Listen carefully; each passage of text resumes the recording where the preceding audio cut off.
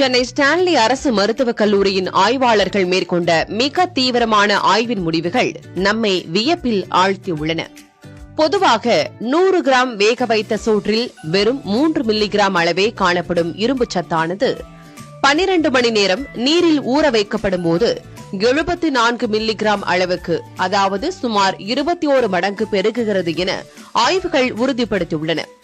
கர்ப்ப காலங்களில் இரத்த சோகையால் அவதியுறும் தாய்மார்களுக்கு விலை உயர்ந்த வேதி மருந்துகளை விடவும் இந்த எளிய நீராகாரம் ஒரு வரப்பிரசாதமாக அமையப் போகிறது. நொதித்தல் எனும் இயற்கை மாற்றத்தின் மூலம் உடலுக்கு தீமை விளைவிக்கும் அமிலங்கள் சிதைக்கப்பட்டு சத்துகள் நேரடியாக உடலில் சேர்வதற்கு பழைய சோறு வழிவகுக்கிறது. மலச்சிக்கல், சிறுநீரக கோளாறுகளுக்கும் நல்ல தீர்வை தருவதாக பழைய சோறு உள்ளது. தமிழக அரசின் நன்மதிப்பையும் சுகாதாரத்துறையின் பாராட்டையும் பெற்றுள்ள இந்த ஆய்வு நம் மண்ணின் பாரம்பரிய உணவின் மகத்துவத்தை மீண்டும் ஒருமுறை பறைசாற்றியிருக்கிறது.